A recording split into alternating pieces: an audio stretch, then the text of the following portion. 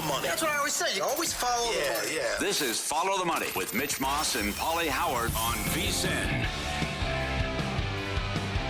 Here we go. Welcome in. It is Follow the Money on VSiN, the Sports Betting Network. Mitch Moss along with Pauly Howard. We are live in downtown Las Vegas from the Circa Resort and Casino. Awesome show lined up today.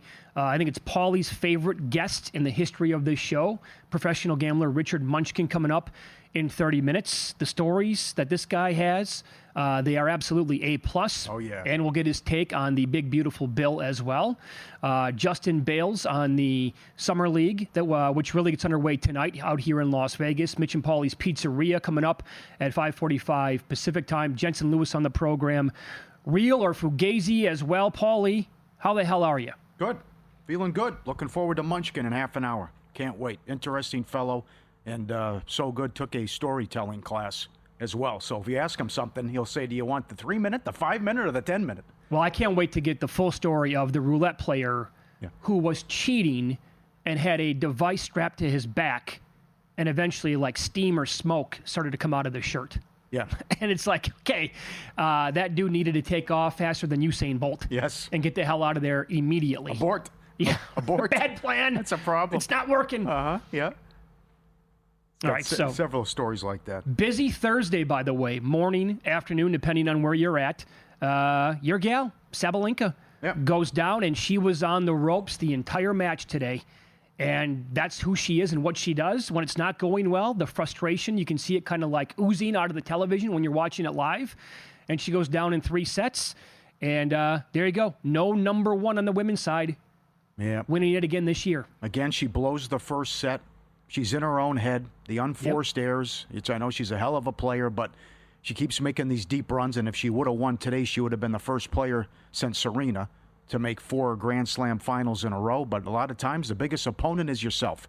And that's certainly the case with Sabalenka. She's so talented, so good, so much strength in the serve and the natural ability that she has and the gift. But it's it's a great story that this. I mean, don't judge a book by its cover. You look at this Amanda gal, you say that she's a pro tennis player? What? She has struggled with mental health issues. She was 35-1 at some spots before the tournament, which Nigel gave out. Not here, but at other place.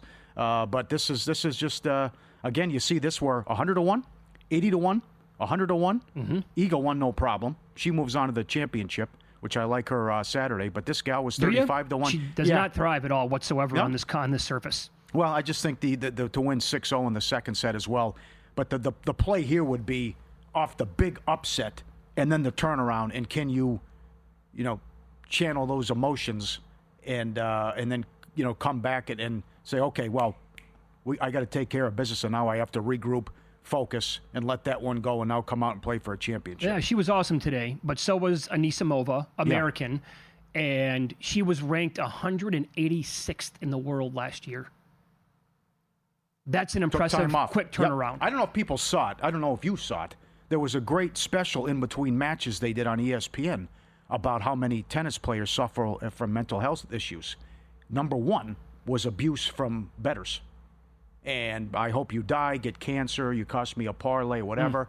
Also, it's because of the travel, the rigorous schedule, and their ranking system, which I don't know a lot about, but how difficult it is with your ranking system. Like, if you take some time off, I'm not doing well, I have to regroup, I plummet in the rankings. I know. And just how competitive that is. It was well done on ESPN, but that's... And for the most part, when you're traveling, you're going to be on your own or only with a very small group. Well said. Today, she made it a great point after the match when she was on the mic. She pointed out her entire family being there and how much that meant to her.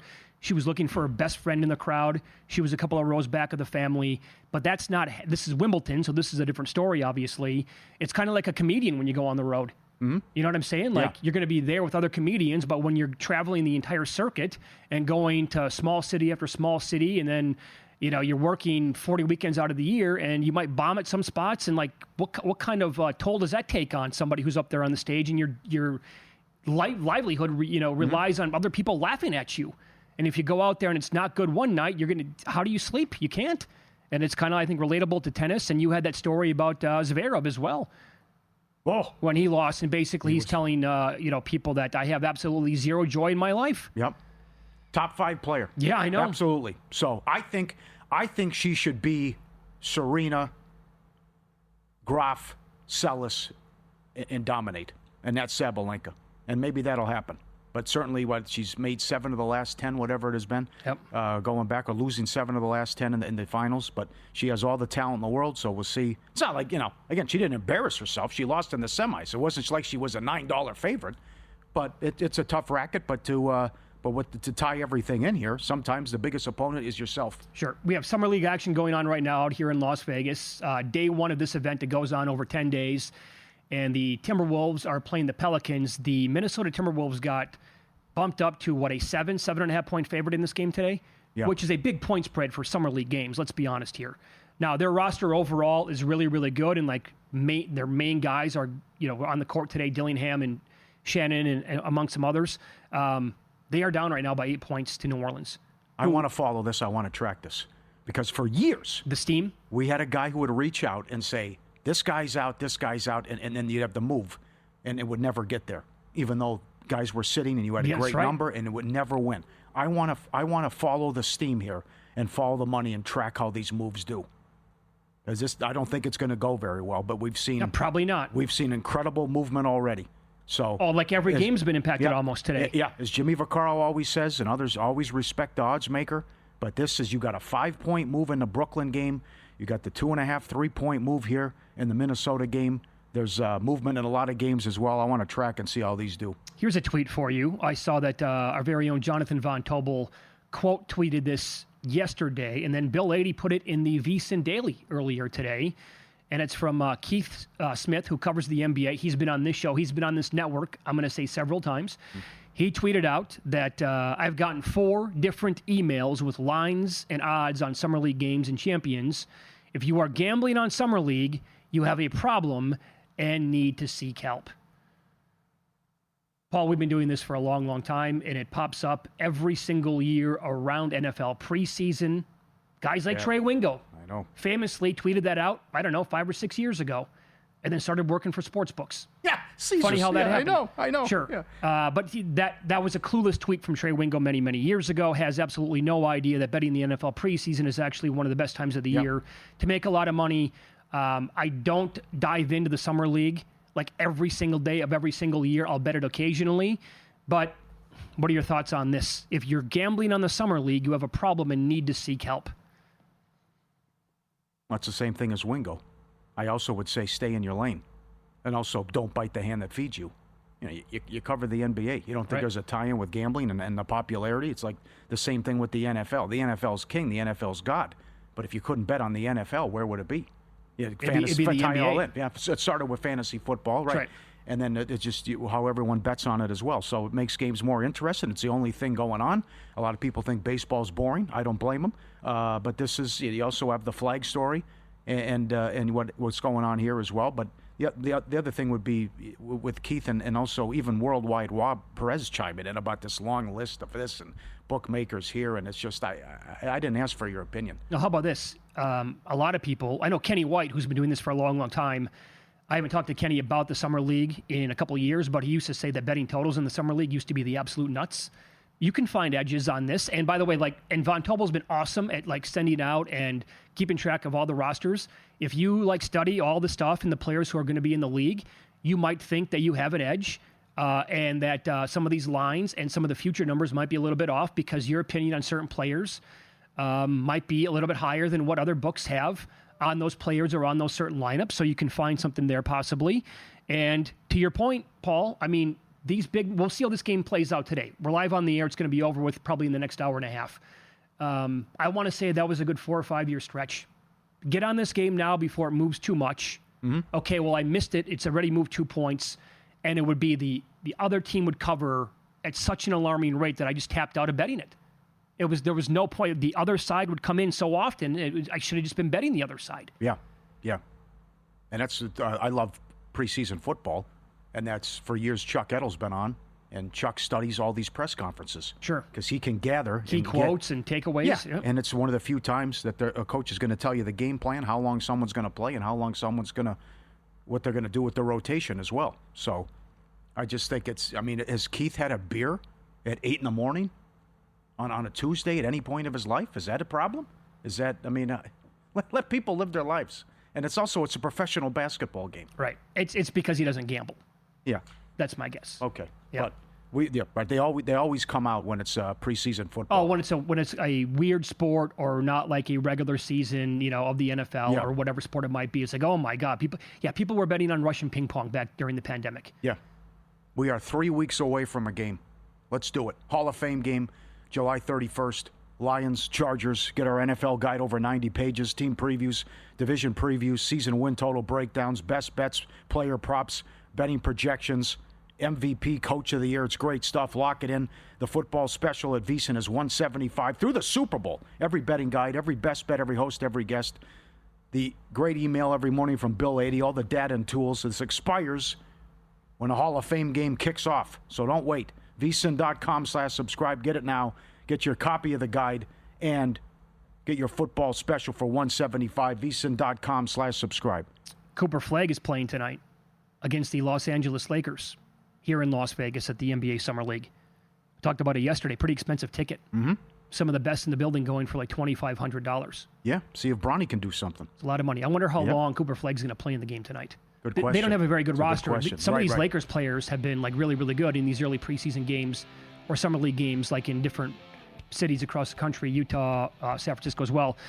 Win-lose up next. And I will tell you, with Cooper Flagg's player prop tonight, how previous number one picks have performed in their first game in the Summer League. It's kind of surprising. That's next.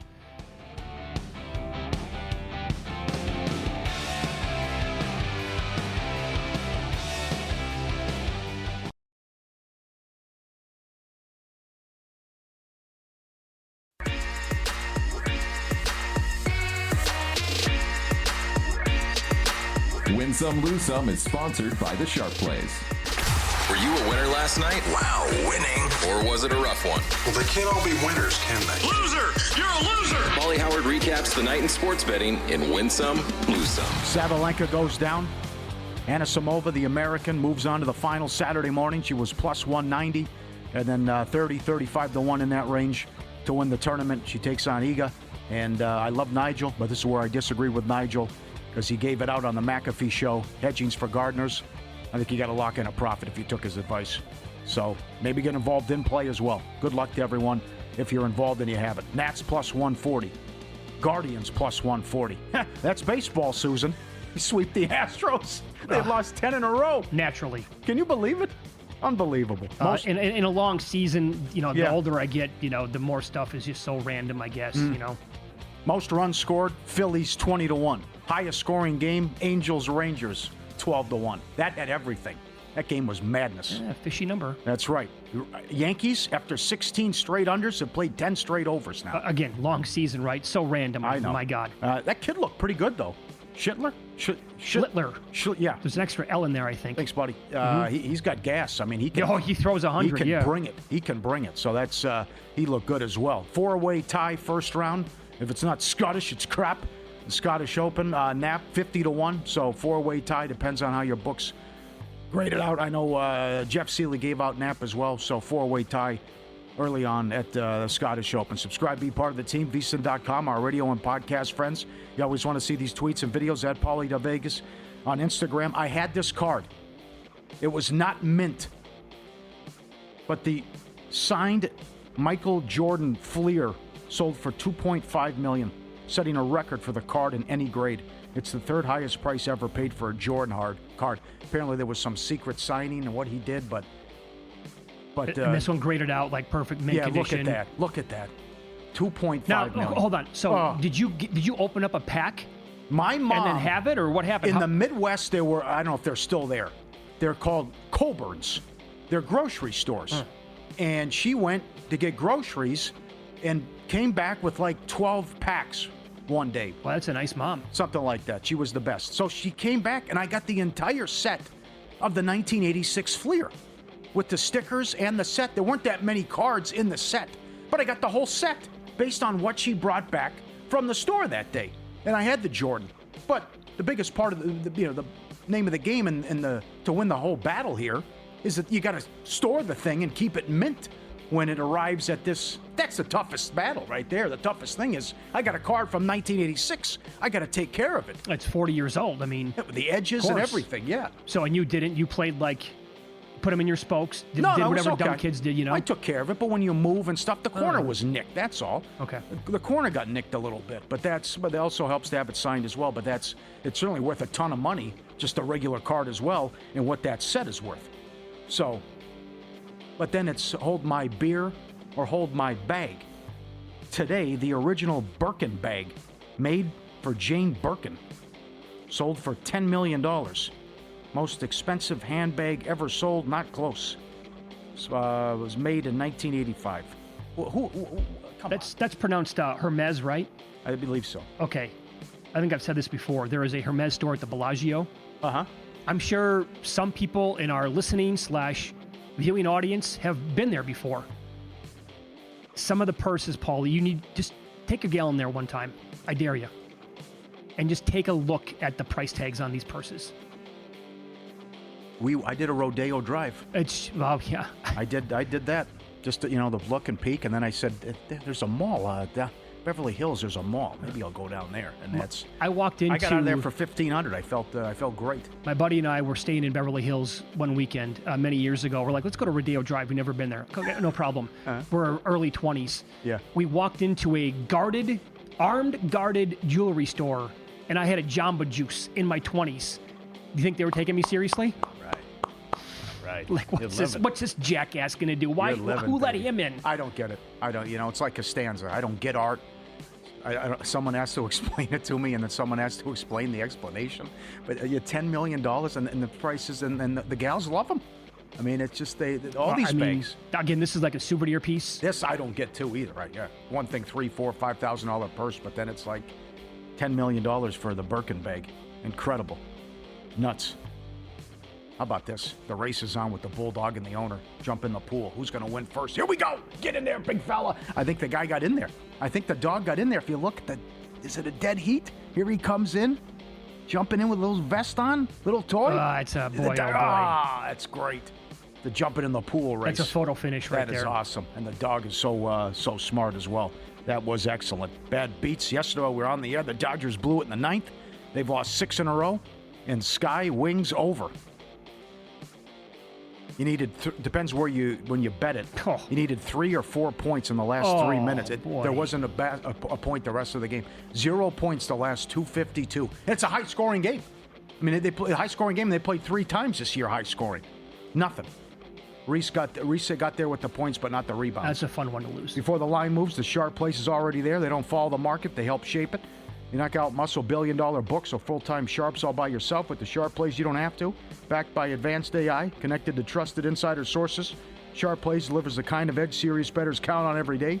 Free betting reports, real-time alerts, market-moving insights, straight to your inbox or X feed. Not a summer side hustle. He's been doing it since 2011. Documented results, public logs, transparent results. Jeff and the guys at Sharp Plays, trusted by pros, watched by the books. Visit sharpplays.com. Stay ahead of the line, sharpplays.com. Underdog NBA, great follow on X.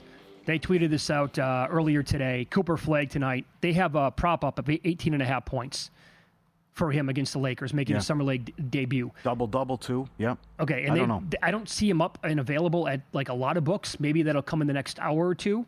But they did a tweet. They went back and looked over the last 10 years, number 1 picks to make their Summer League debut. Not a single player has gone over 18.5 points.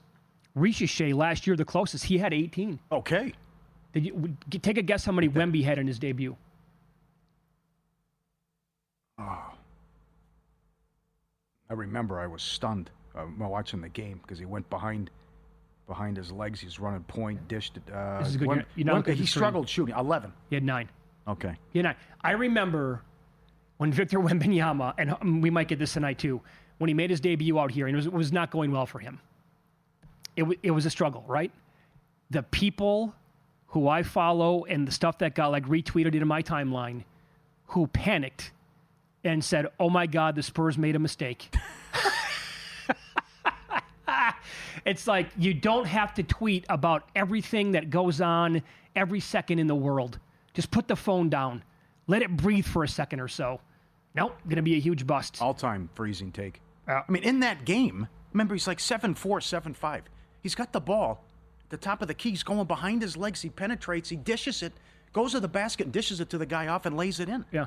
And it's like every guy you've seen that size can barely walk, move, do anything. And this guy's like John Stockton out there. I know. The guys like that can't walk and chew gum at the same time. Yeah. He's out there looking like an all-star point guard. So Wemby had 9. Paolo Banchero got close. He had 17. Cunningham had 12. Zion had 11. Ayton had 10. Just to go down the list here. Fultz had 17. Some false promise there after that one. Ben Simmons with 10 and Cat had 12. So nobody had it. I'll see what, hopefully again, all these national books will post up a number on Flag. I'd like to take a little under 18 and a half. Who knows how long he's going to play? Yeah, I like the Lakers in the game, and I think it's a big summer league for Connect. Laker fans are all over him, as he's been a disappointment. Stewart has played well in a couple games. He could score for him, and then you have the Bronny James angle as well. So, but from a future standpoint, I think it's difficult here. I'll give you a couple of other guys who have looked good for the Lakers. This was in the California Classic. This Darius Baisley looked really good, and so did Cole Swider. He had tons of moments, and I went back, tracking these games like online and going back and looking at box scores. You're like, wow, they're really filling up the box score. And I was watching some stuff on YouTube today, specifically of those two players. And not only did they just fill it up, they look pretty damn good doing so. But what does that mean overall for tonight? I do agree with you that I like the Lakers overall because, there is a reason why books posted Cooper Flagg at 30-1 to win the Summer League MVP. Like, what's he going to do? Play tonight, and that's going to be pretty much it? I made a couple of bets. I did bet the Grizzlies at 14-1 to win it. I know that they were better than that when it opened up. And I took some of the Hawks. I like their roster. And I took 35-1 for a small ball. They wouldn't let me get down much on it. So it was a small bet on the Hornets. Because they have, I don't know, they could get routed or it could go the other way, I think, because they have so much young talent, guys who are really, really good in college. And if it hits, maybe they're good enough to make a little bit of a run here. So... Have the Sixers said how much Edgecombe's going to go? I don't think it's going to be much. Yeah? He was awesome. With a thumb problem? Yeah. I don't even know if I'd play him, would you? Yeah. I heard Von Tobel today on Money Moves said that he would not play him, and I don't disagree with that. Okay. They're the late game tonight. Yeah. Interesting. All right, professional gambler Richard Munchkin on the show coming up next. The biggest issue in sports betting and gambling overall continues to be how bettors will get taxed under the new big, beautiful bill. He might be one of the best guests possible to discuss this issue. We'll ask him about it next here on VSiN.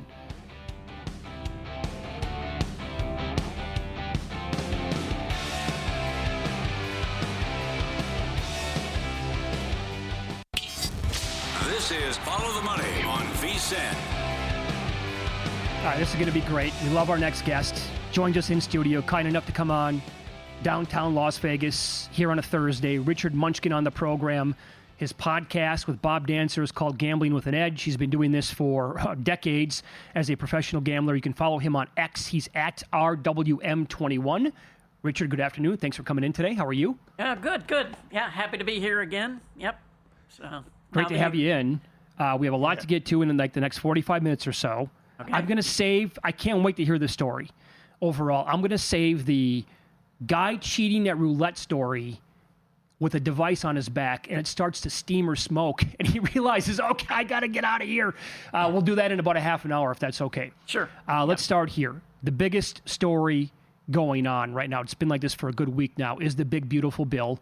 Gamblers like yourself, sports bettors as well who listen to the show, gamblers in general, you tweeted out that you're going to bring on your resident tax expert, Russell Fox, who I think handles a lot of pro bettors' accounts or taxes at the end of the year, every single year. You're going to have a podcast with him that's probably going to come out next Tuesday. Okay, correct. Where are you at right now with this, where you can, you got to claim 100% of your wins, but you can only deduct 90% of your losses? Well, if the bill stays the way it is, it's devastating not just for professionals, but for the recreational gambler too. I mean, it's even worse for the recreational gambler, or a lot of them. I mean, depending exactly on your situation. But, I got contacted by a friend who's an attorney that handles a lot of gambling cases.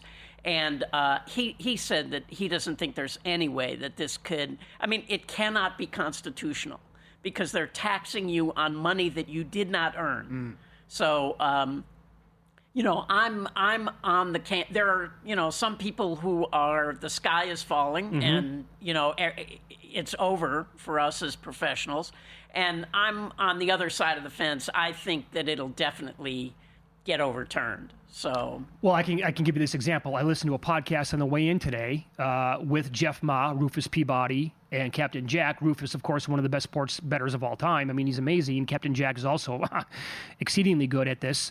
They had two different sides of the story. Rufus basically said he's done. If this goes into effect, he will take a year off, a year sabbatical, and then re-examine what he wants to do. Captain Jack said he thinks he was much more positive with the silver lining. He said, I'm going to say that there's a 90% chance that this thing gets overturned. And you are in that camp. Yeah, I am in that camp. And now you brought up a good point before we went on the air, which is, if it gets overturned, will that include 2026? Because if you go through the year gambling, assuming that it will, and it's not retroactive for the year, you could be in a very bad spot. So, I think you have to pay close attention to what is actually in the amendment, and make a decision from there. But I think, first of all, almost nobody that is not a professional files their gambling wins and losses the way they're supposed to. I think most recreational gamblers just go, I lose more than I win, so I'm just not going to bother. You know what I mean? If they have W2Gs, like they play slots and video poker and things, well, then they probably just write off as much as whatever the W2Gs say. So, for the bill to stand, you're going to turn a lot of people into criminals that really, are losing money anyway. So, yeah, I really think it'll get overturned. And one of the reasons is you're starting to see this on mainstream media now. Right. I mean, they're talking about this on CNBC, and it's in the Washington Post, and I mean it's out there in the mainstream, and the casinos don't like it either. They can't. Derek Stevens hates it. Yeah, of course, of course. Yeah, it's craziness. Sure. So one more thing on this to follow up. Again, you've been doing this for several decades, and you have a huge network of people like in your circle. Do they have the same mindset as you, or are some people panicking and saying, I'm going to be done? Well, yes, both. I'm hearing both. But a lot of them now, because we're starting to see in the media that they're talking about, there's already an amendment proposed by a Nevada representative. And, so now I'm hearing a lot more, well, I'm going to wait and see. So, and a lot of people are just going to, they're just going to cheat on their taxes. I mean, that's just the bottom line. Sure. I mean, and this idea that it's going to drive the business offshore, well, if you're going to cheat on your taxes, you can do it if you're betting at a legal book as well. I mean, Circa doesn't send your information off to the IRS of your account. So that's where I think we stand. Why did you get out of this? Traveling all over, beating the games, you were so good, long career, doing this for so long. Was it the lifestyle, mentally taxing? I think you had a line, I was in Iowa in December, it's 20 below. I'm like, what am I doing?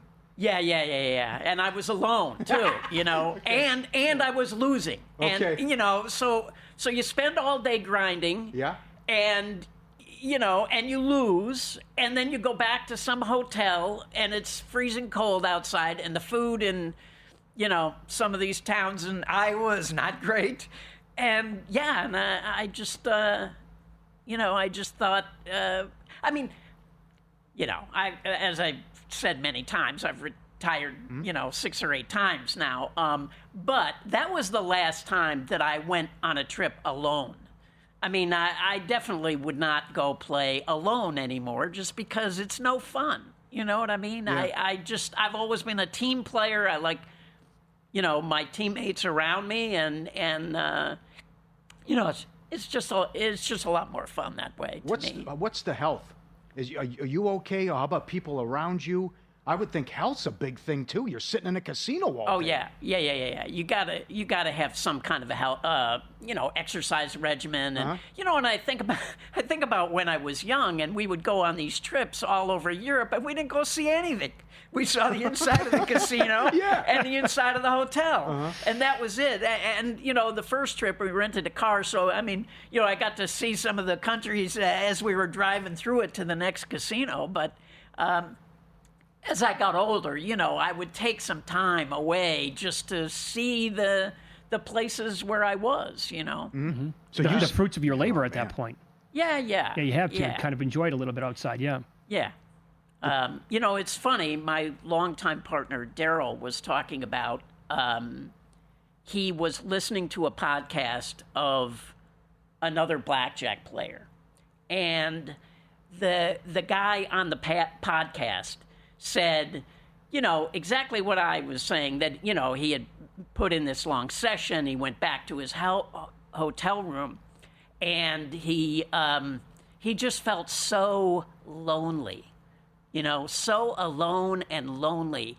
And Daryl told me he had to pull the car over to the side of the road, and he started weeping because it hit him so strongly. And I think anybody who does this for a living gets that. Okay. Very good. Interesting. Yeah. You said the two most important things. Number one, name and reputation. Oh, yeah, absolutely. I mean, that is everything in this business. That's kind of one thing. It's your name and reputation, and your network is the other thing. But that's everything. I've had money stolen many times. Anybody in this business has. Right. And if you are going to steal, especially from your partners, the word just goes out right away. You're just not going to get away with it for long. And I'll tell you a story about one of my teammates. When we were working with somebody new, we were always sharing hotel rooms, right? So he would hand the guy, he would be the roommate of the new guy, and he would hand the guy, he would just pull money out of all his pockets, throw a big pile on the bed, right? And there'd be hundreds, and there'd be some odd change in there or whatever. He'd pull it all out, and he'd say, Munchkin's going to come pick up that money, just give it to him, I'm going to jump at the shower, right? And he would go jump in the shower, and I would come pick up the money. Right? Now, it looks like a big mess, right? He's pulled it out of all these different pockets. Well, he had written down it was $27,634. Yeah. And then I would go count the money, and, people don't steal 10,000. They steal like 400 or something. You know what I mean? Sure. So that was his way of sort of testing people. And so 10 seconds here, how many times would the person not steal anything? Actually, we worked with very good people. You did? There was one where, where it came up short. Okay. Yeah. More with professional gambler Richard Munchkin up next. How many times has he been ripped off over the years? And what's it like changing money on the black market as we continue on Follow the Money? It's VSiN, the Sports Betting Network.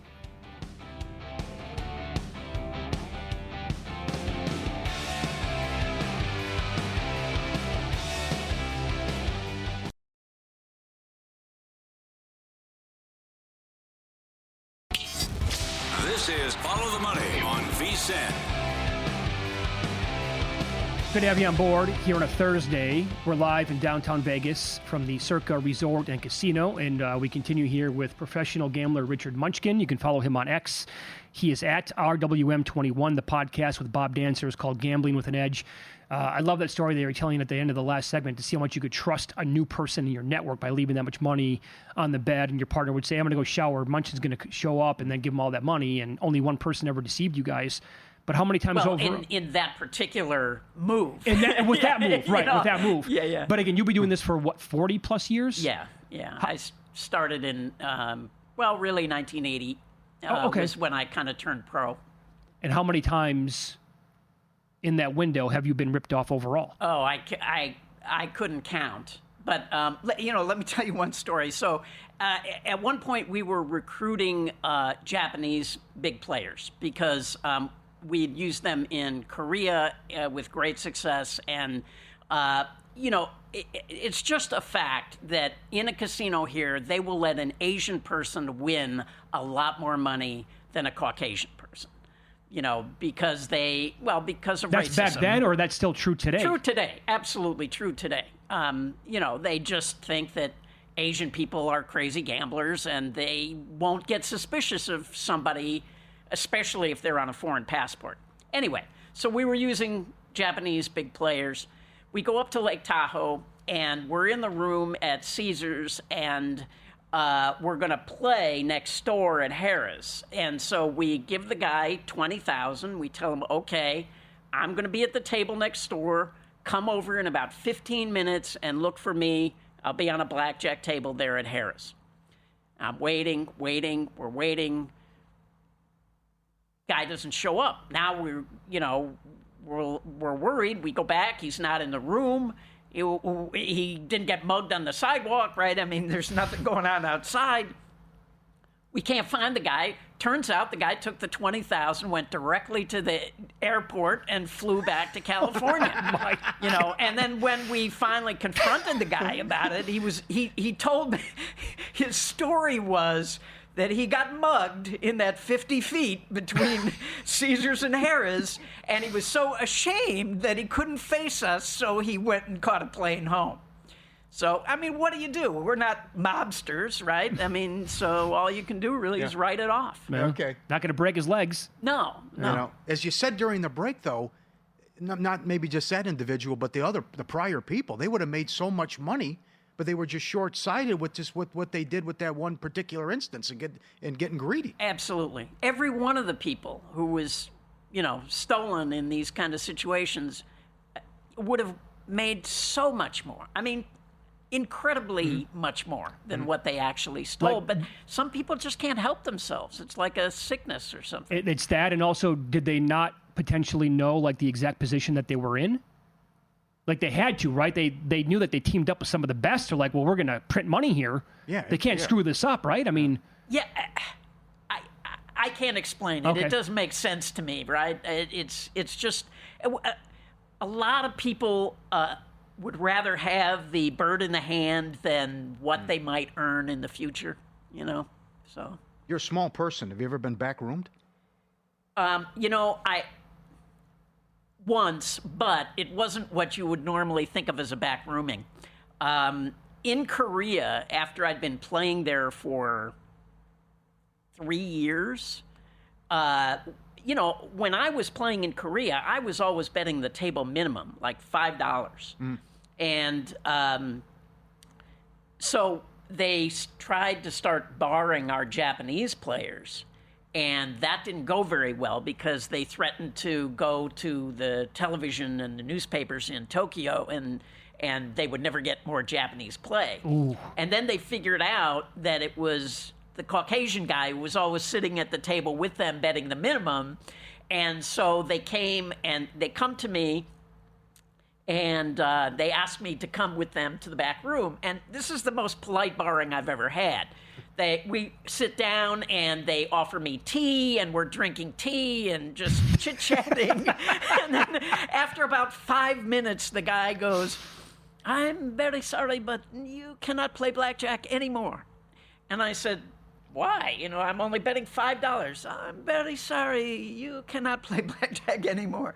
And that was basically when it was over. They just started barring all the white guys, and that was the end of our Korean play. So that was my only backrooming. Okay. Well, and part of that I attribute to the fact that I worked as a dealer and a boss, and so I really felt like I saw the heat coming before it ever got to that level.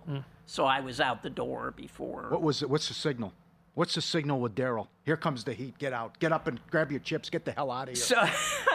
So there are several. Like the really old one was this, like hot under the collar, and then there's even more. even more heat. Oh, that's worse. Wipe Okay. the forehead. All right. Yeah. So yeah, and so here's a story for you. I'm the very first time I played a hole card with Daryl. This was in the early '80s, and we were in the California Club, and Daryl was able to see from first base. He was able to see the dealer's hole card.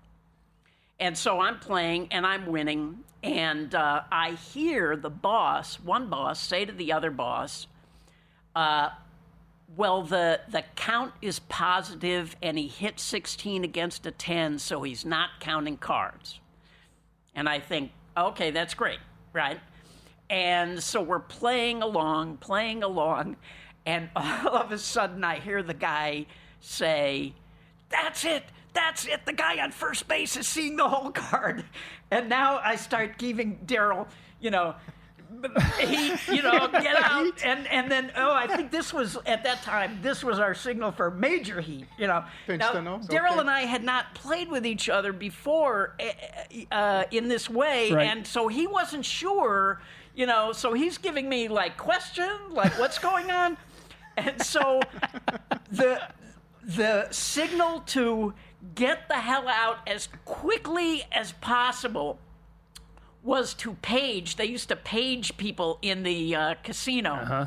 And so I say, I'm going to the bathroom, and I get up and I go to the bathroom, but I go to the house phone and I have them page Herschel Walker.